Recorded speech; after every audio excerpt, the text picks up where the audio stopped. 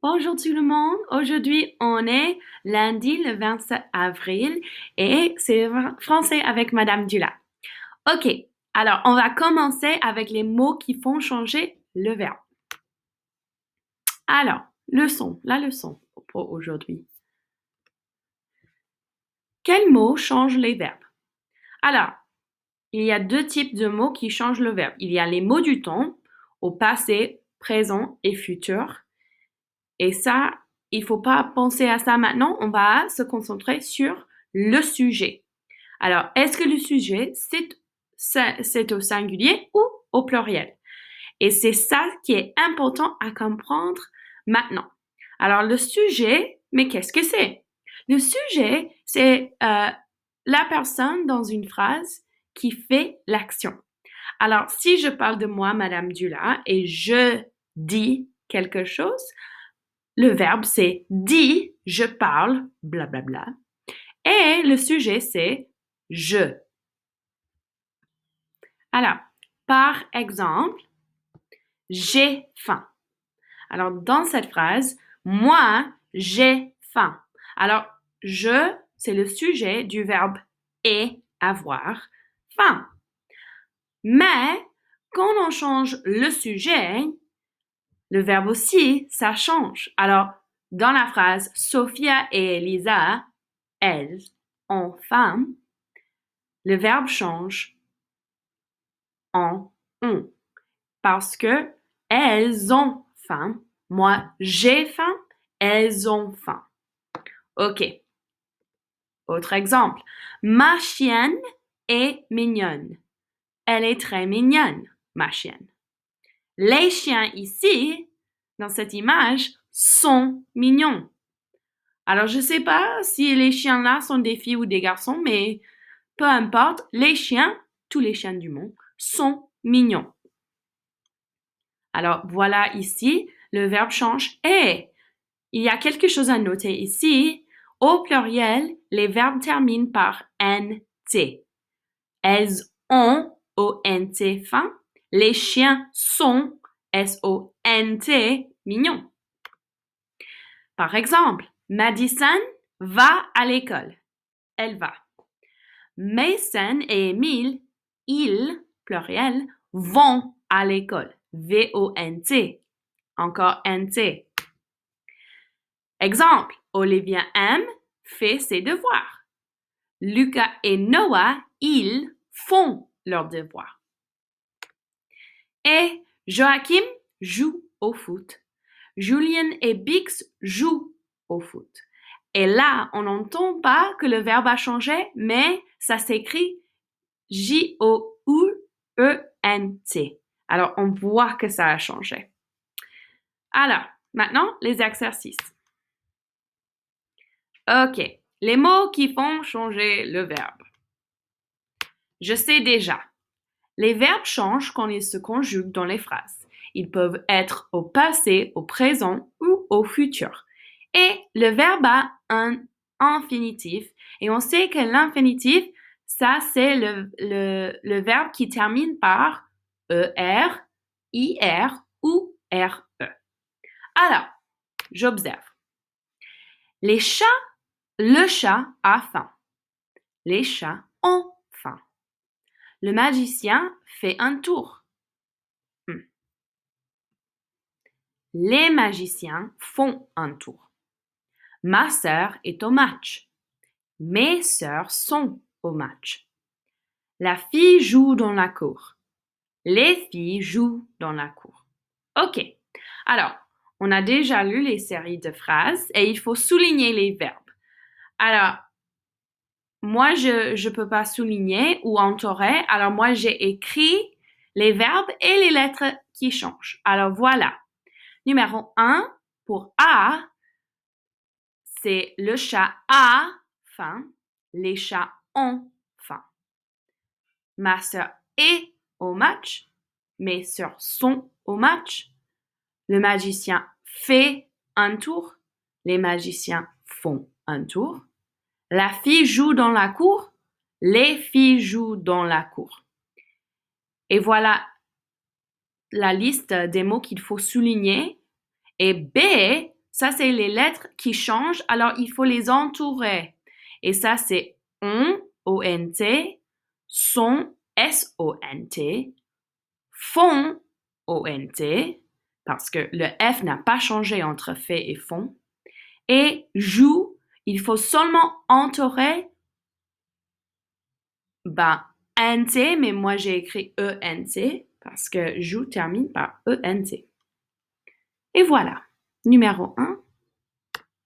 Numéro 2, les phrases. OK, mon frère est là, ma sœur est là. Alors, il faut souligner les verbes et là encore, les verbes sont les mêmes choses dans les deux phrases. Et, E-S-T et E-S-T. Il faut entourer les noms. Et ça, c'est mon frère et ma sœur. Ça, c'est les deux noms. Et ça, c'est aussi mon frère et ma sœur. Ce sont les sujets de ces phrases. Et il faut écrire les phrases en mettant les déterminants mon et ma au pluriel. Et ça devient mes frères sont là, mes sœurs sont là. Et qu'est-ce qu'on va remarquer? On remarque que le verbe, quand le sujet change au pluriel, le verbe change aussi. Alors, voilà toutes les réponses. Numéro 3. Lis les phrases. Le chien a peur, le chat a peur. Alors, il faut souligner les verbes. Dans les deux phrases, c'est le mot a. Il faut entourer les noms, et ça, c'est le chien et le chat. Il faut écrire les phrases en mettant le déterminant le au pluriel, et ça, c'est les chiens ont, O-N-T, peur. Les chats ont, O-N-T, peur. Et dès que remarques-tu, le verbe change avec le sujet et il y a un T à la fin du verbe au pluriel. Et 4. Complète les phrases avec les verbes ici. Le maître fait l'appel tous les matins. Les enfants vont à l'école tous ensemble. Le chat va sous mon lit pour se cacher. Les souris font leur nid avec les petits bouts de coton. Voilà! OK. Maintenant, notre environnement. Alors, c'est ces deux pages ici. Et il n'y a pas grand-chose à écrire ici, c'est seulement qu'il faut lire et comprendre. Alors, notre environnement.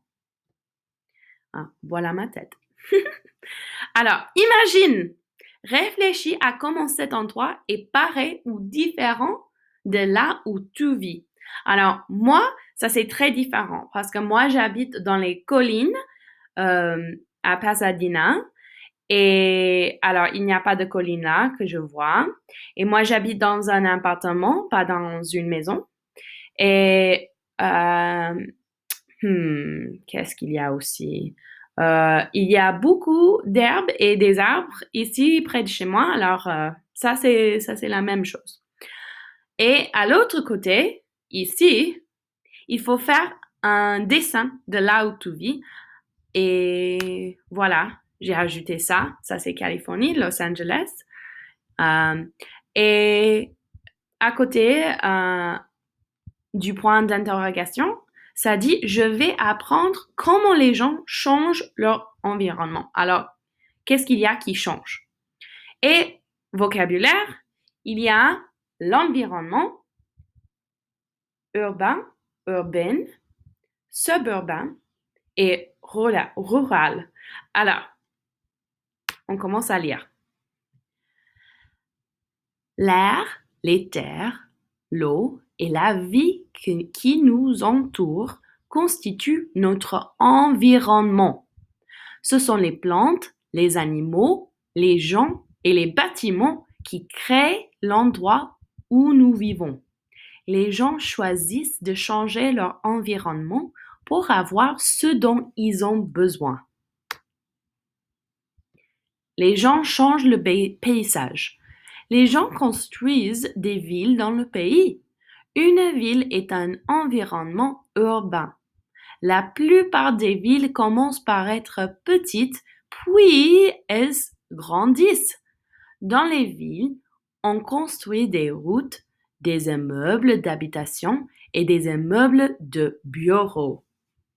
Alors voilà, restaurant, le café, un magasin pour des vêtements, la banque, quelque chose qui s'appelle Global Inc., je sais pas. Et on continue. Avant de construire, on enlève les arbres et d'autres plantes. Les animaux doivent trouver un nouvel endroit où habiter. On utilise aussi des machines pour aplanir le terrain. Un environnement suburbain est près de la ville. Dans les banlieues, les gens préparent le terrain pour construire des routes, des maisons, des parcs et des centres commerciaux.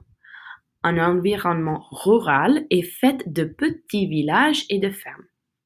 Les fermiers aménagent leur terrain pour leur culture. Alors, numéro 1, seule question ici, c'est compare et contraste. Écris un U, un S et un R quand il s'agit d'un environnement suburbain, urbain ou rural. Alors, qu'est-ce que c'est? Alors, il y a cet endroit ici et dans l'autre côté, en haut, il y a les montagnes. Alors moi, j'ai ajouté U ici, à côté du restaurant, parce que c'est là l'environnement urbain. J'ai ajouté S ici, parce que là, c'est l'environnement suburbain. Et finalement, R, près des montagnes, parce que ça, c'est rural. Ok, on continue. Quelle heure est-il? Et ça, c'est très facile. Et alors, Anatole fait beaucoup d'activités aujourd'hui. Trace un X sur l'horloge qui indique l'heure de chaque activité. Anatole mange son dîner vers 11h30. Alors, première horloge, ça c'est 10h30. Deuxième, 9h30. Et finalement, troisième, 11h30. Alors, on met un X. Anatole va faire de la bicyclette à 1h45 ou 2h moins le quart. Alors, ici, qu'est-ce que c'est? Je crois que c'est ça. Première horloge. Anatole va jouer chez son ami à 2h20. OK? Première horloge. Petite aiguille, c'est sur 2. Mais la grande aiguille, ça c'est sur 6 et ça veut dire 2h30, c'est pas correct. Deuxième, ok, je crois que ça c'est presque correct. Petite aiguille sur 2, grande aiguille sur 4. Et alors 4, ça veut dire 20. Alors c'est le deuxième horloge.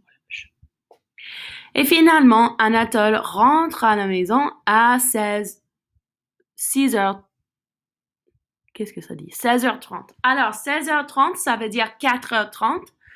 Alors, on est ici. 4h30. 16h, ça veut dire la même chose.